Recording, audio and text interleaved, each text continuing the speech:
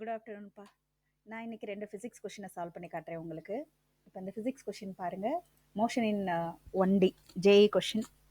இதை previous year question தான் solve பண்ணி காட்டுறேன். இப்போ பாருங்கள், இந்த கொஷினில் first a stone falls freely under gravity. It covers distance h1, h2 and h3 in the first 5 seconds.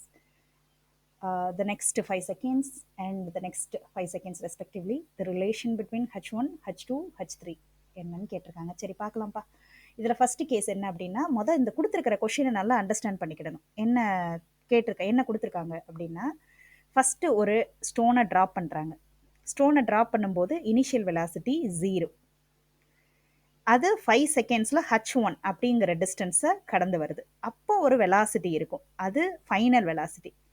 இந்த ஃபைனல் வெலாசிட்டி இருக்குல்ல, இதுதான் அடுத்த h2ங்கிற டிஸ்டன்ஸை அடுத்த 5 செகண்ட்ஸில் கவர் பண்ணுது இல்லையா, அதுக்கு இனிஷியல் வெலாசிட்டி. புரியுதா? அதாவது h1ஓட ஃபைனல் வெலாசிட்டி தான் h2ஓட இனிஷியல் வெலாசிட்டி. அதுக்கப்புறம் அடுத்த 5 செகண்ட்ஸில் h3 அப்படிங்கிற டிஸ்டன்ஸை கவர் பண்ணுது.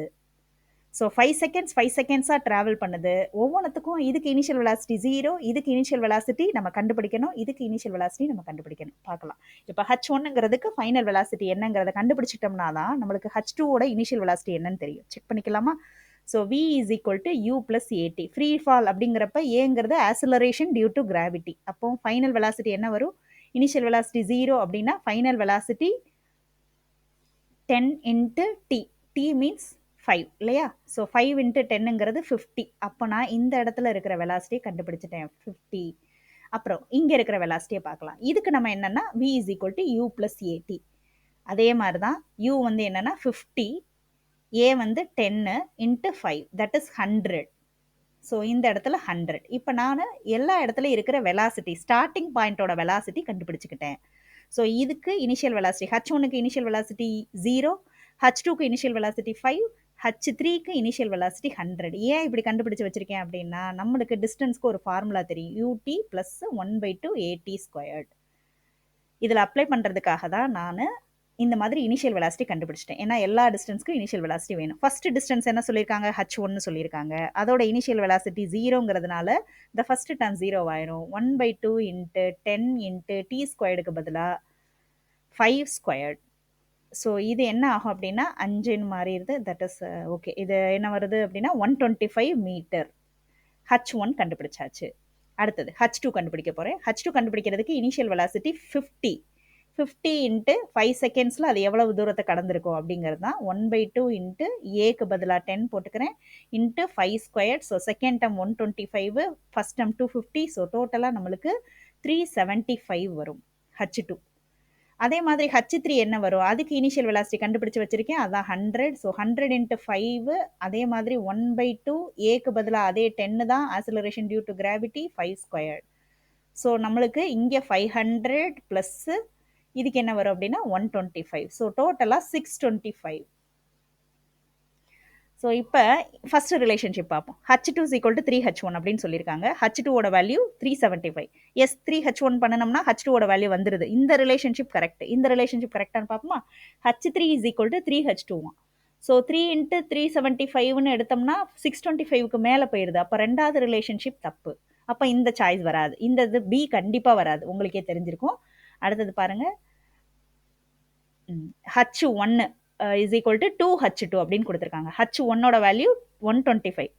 2h2னா 2 இன்ட்டு 375 வரல, அதனால தேர்ட் ஆப்ஷன் கிடையாது, கண்டிப்பாக ஃபோர்த் ஆப்ஷன் தான் இல்லையா? ஃபோர்த் ஆப்ஷன் கரெக்டா அப்படிங்கிறத நம்ம செக் பண்ணிக்கிடுவோம். என்ன சொல்லியிருக்காங்க அப்படின்னா h1 is equal to h2/3, h3/5. Check பண்ணிக்கிடுவோமா?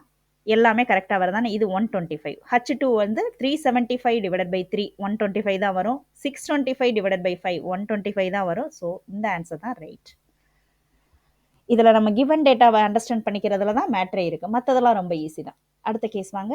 If the velocity of a particle v is equal to at plus bt², where a and b are constant, then the distance traveled by it between 1 second and 2 seconds. சரி, இதில் ஆக்சுவலாக வந்து நான் இந்த சம்முக்கு 2 விதமாக try பண்ணியிருந்தேன். அதில் ஒரு விதமாக பண்ணதில் தான் கரெக்டான ஆன்சர் வந்துருந்தது, ரெண்டாவது விதமாக பண்ணதில் கரெக்டான ஆன்சர் இல்லை. நான் ஒரு விஷயத்த மறந்துட்டேன். பட் ஆனா ஆக்சுவலா இதுக்கு முன்னாடி இதே மாதிரி வேற ஒரு சம்ம ட்ரை பண்ணியிருக்கேன். ட்ரை பண்ணிட்டு அதுலயுமே இதே மாரி ப்ராப்ளம் வந்திருக்கு. அத நான் மறுபடியும் மறந்துட்டேன். அத நான் உங்களுக்கு ஞாபகப்படுத்தி வைக்கிறேன். அது ரொம்ப இம்பார்ட்டன்ட். எந்த இடத்துல இம்பார்ட்டன்ட்ங்கிறத சொல்றேன். இந்த மாதிரி JE mains, JE advance try பண்றவங்க இந்த பேசிஸ்ல தான் கொஸ்டின் வரும் மேக்ஸிமம். ஏன்னா இது ரொம்ப ஈஸி. ஆனா அந்த சின்ன பாயிண்ட் நம்மளுக்கு அடிக்கடி ஸ்ட்ரைக் ஆகாது. நம்மளுக்கு நிறைய சிம்பிள் ஃபார்முலா இருக்கும். எதுல? Motion in 1D பிசிக்ஸ்ல. அதுல சிம்பிள் ஃபார்முலா என்னென்ன வருது? இப்போ நான் யூஸ் பண்ணது கூட சிம்பிள் ஃபார்முலா தான். That is ut plus 1/2 at squared. ஒரு சிம்பிள் ஃபார்முலா தான், simplified formula. v is equal to u plus at இப்படின்னு ஒரு ஃபார்முலா வந்திருக்கும். அதே மாதிரி v squared minus u squared, that is v squared minus u squared is equal to 2as இப்படி ஒரு formula வந்திருக்கும். இது எல்லாமே சிம்பிளிஃபைட் ஃபார்முலா. அதென்ன சிம்பிளிஃபைட் ஃபார்முலா? இதுல எல்லாத்துலயுமே t is equal to 0ன்னு எடுத்திருப்பாங்க. ஏன்னா இதெல்லாம் எப்படி கண்டுபிடிச்சிருப்பாங்கன்னா, ஒரு இன்டகிரேஷன் இதெல்லாம் செஞ்சு தான் கண்டுபிடிச்சிருப்பாங்க. இந்த இன்டகிரேஷன்ல லோவர் லிமிட் 0வா இருக்கும்போது நம்மளுக்கு நிறைய அட்வான்டேஜ் இருக்கும். ரொம்ப ஃபர்தரா வந்து ஸ்டெப்ஸ் போகாது. பட் இனிஷியல் டைம் ஏதாவது ஒண்ணு அப்படின்னா t1 நம்மள தொடர்ந்துகிட்டே வரும். ஆனா நம்ம என்ன மறந்துடுறோம் அப்படின்னா, இந்த ஃபார்முலாலாம் simplified version for t is equal to 0, initial time 0ன்னு எடுத்தா மட்டும்தான் ஒர்க் அவுட் ஆகுங்கிறத மறந்துட்டு அதை எல்லா இடத்துலையும் அப்ளை பண்ணிக்கிட்டு இருக்கோம். ஸோ இந்த ஃபார்முலால நீங்க எதை யூஸ் பண்ணீங்கனாலும் உங்களுக்கு கரெக்டான ஆன்சர் கிடைக்காது. விதவிதமான ஆன்சர் வரும். என்னடா இது விதவிதமான ஆன்சர் வருது, அப்ப இப்படி பண்ணாலும் ஆன்சர் வரணுமே அப்படின்னு நீங்க குழம்பி இருந்தீங்கன்னா, நீங்க வந்து உங்களை பிரில்லியன்ட்னு திங்க் பண்ணிக்கலாம். ஏன் அப்படி சொல்றேன்னா, நம்ம ஒரு கொஸ்டினை எவ்வளவு ஆழமா யோசிக்கிறோமோ அது அவ்வளவுக்கு அவ்வளவுதான் நம்மளுக்கு அந்த கான்செப்ட் கிளியர் ஆகும். ஸோ இந்த கான்செப்ட் கிளியர் ஆகிறதுக்கு ரொம்ப நேரம் இதை திங்க் பண்ணி நீங்கள் எந்த வெப்சைட் போட்டிருந்தீங்க அப்படின்னாலும் இந்த மெத்தடில் எதையுமே யூஸ் பண்ணியிருக்க மாட்டாங்க. இந்த சிம்பிளிஃபைட் ஃபார்முலாவை யூஸ் பண்ணியிருக்கவே மாட்டாங்க. ஏன் யூஸ் பண்ணலை அப்படிங்கிறதுக்கு ரீசன் இருக்காது. ஸோ ஏன் யூஸ் பண்ணலை அப்படின்னா, இந்த சிம்பிளிஃபைடு மெத்தட் எல்லாமே இனிஷியல் டைம் 0ன்னு எடுத்துக்கிட்டதுக்கு மட்டும்தான் கரெக்டாக இருக்கும். பட் இங்கே இனிஷியல் டைம் 0 இல்லை, 1 செகண்ட் அண்ட் 2 செகண்ட். அதனால டக்குனு இதை யூஸ் பண்ணிடக்கூடாது. ஸோ நார்மல் இன்டகிரேஷன் தான். என்ன பண்ணணும் அப்படின்னா, டிஸ்டன்ஸ் டிராவல் தான் கேட்டிருக்காங்க, வெலாசிட்டி கொடுத்துருக்காங்க. வெலாசிட்டிங்கிறது நம்மளுக்கு என்ன அப்படின்னா dv by dt, that is sorry dx by dt. s distance எடுத்துக்கிட்டேன்னா ds by dt ன்னு வச்சுக்கலாம். ஸோ ds by dt தான் at plus bt ஸ்கொயர். இப்போ எனக்கு என்ன வேணும் அப்படின்னா, டைம் லிமிட்டு 1 to 2 இருக்கும்போது டிஸ்டன்ஸ் எவ்வளவுன்னு வேணும். அதாவது ds தான் எனக்கு வேணும். பிட்வீன் த டைம் லிமிட் என்னது? 1 to 2 at plus bt squared dt. So எனக்கு ds வேணும். ds வேணும்னா dt எந்த பக்கம் கொண்டு போகணும்? அப்போ டைம் லிமிட் நான் கொடுக்கணும். Time limit 1 to 2 seconds. இப்போ இன்டகிரேஷன் ஃபார்மட் நம்மளுக்கு கிடைச்சிருச்சு. ஸோ இன்டகிரேஷன் பண்ணுவோம். இன்டகிரேஷன் பண்ணோம், ஏடியை இன்டகிரேஷன் பண்ணோம்னா என்ன வரும்? a into t square divided by 2 அப்படின்னு வரும். அதே மாதிரி b into t cube divided by 2 அப்படின்னு வரும் இல்லையா? சரி, டிவைடட் பை 3. இது இன்டகிரேஷன்ப்பா. மேக்ஸ் கண்டிப்பாக முக்கியம் ஃபிசிக்ஸ் படிக்கும்போது. ஆக்சுவலாக நான் கெமிஸ்ட்ரி மட்டும் கவர் பண்ணும்போது எனக்கு நிறைய ஃபிசிக்ஸ் ரிலேட்டடான விஷயம் தேவையாக இருந்தது. டார்க் எனர்ஜி சோர்ஸ் இதெல்லாம் பற்றி யோசிக்கும்போது, ஆட்டம்ஸ் பற்றி யோசிக்கும்போது நிறைய இதுக்கெல்லாம் எனக்கு ஃபிசிக்ஸ் தேவையாக இருந்தது. சரி, ஃபிசிக்ஸ் மட்டும் நம்ம நல்லா கவர் பண்ணிட்டா நம்மளுக்கு அந்த நிறைய குவாண்டம் கான்செப்ட்ஸ்லாம் புரிஞ்சிடும்னு நினச்சேன். பட் ஆனால் குவாண்டம் கான்செப்ட்ஸ் புரிஞ்சுக்கிறதுக்கு மேக்ஸ் ரொம்ப தேவையாக இருக்குது. ஸோ எந்த சப்ஜெக்டையுமே இது தேவை இது தேவையில்லைன்னு நினச்சிக்காதீங்க. அதே மாதிரி நீங்கள் பியூர் சயின்ஸாக இருந்தாலும் இந்த இன்டகிரேஷன்லாம் ரொம்ப சிம்பிள் தான். நீங்கள் நம்ம அப்ளிகபிளாக திங்க் பண்ணுறப்ப, நம்ம கற்றுக்கிற போகிறப்ப நம்மளுக்கு ஈஸியாக இருக்கும். அதை ஒரு சப்ஜெக்டாக எடுத்து கற்றுக்கிறத விட இங்கே அப்ளை பண்ணணும், அது என்ன வரும் அப்படிங்கிறத அங்கே போய் செக் பண்ணோம்னா ஈஸியாக கற்றுக்கிடலாம். ஸோ இதை கற்றுக்கிறதுக்கு ஒரு வாய்ப்பாக எடுத்துக்கோங்க இன்டகிரேஷனை. இப்போ நான் என்ன பண்ணியிருக்கேன், upper limit minus lower limit இப்போ நான் அப்ளை பண்ணுறேன், சப்ஸ்டிடியூட் பண்ணுறேன். தட் இஸ் டி ஸ்கொயர்டுக்கு பதிலாக 4. தட் இஸ் எப்படி வந்துச்சு? டி ஸ்கொயர், டிக்கு பதிலாக 2 போட்டேன், அதனால 4 வந்துச்சு, டிவைடட் பை 2. அதே மாதிரி பி இன்ட்டு 8ன்னு வரும், டிவைடட் பை 3 ஆல்ரெடி இருக்கு. மைனஸ் லோவர் லிமிட்னா மைனஸ்ல போடணும் இல்லையா? அப்போ 1 நான் சப்ஸ்டியூட் பண்ணேன்னா a by 2 தான். அடுத்ததுக்கும் மைனஸ் தான் வரப்போகுது, ஏன்னா upper limit minus overall lower limit.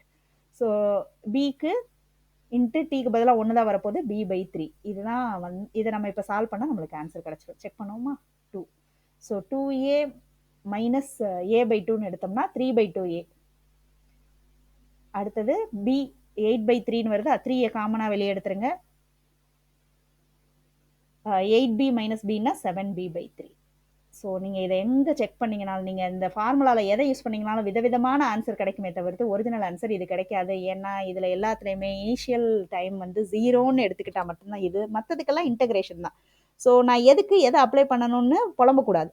எனக்கு எல்லாமே தெரியுது, நான் நல்லா படிச்சுட்டேன், ஆனால் இந்த சம்முக்கு இந்த ஃபார்முலா தான் அப்ளை பண்ணணும்னு தெரிய மாட்டேங்குது அப்படின்னா அந்த கொஷினை இன்னும் ஏன் பண்ணக்கூடாது, ஏன் இந்த ஃபார்முலாவில் வராது, இந்த ஃபார்முலாவில் பண்ணி பார்ப்போம். விதவிதமான ஃபார்முலாவில் பண்ணி பார்த்தீங்க அப்படின்னா ஒரு ½ hour ஆகும். ½ hourக்கு அப்புறம் நீங்கள் ரொம்ப தெளிவாக இருப்பீங்க.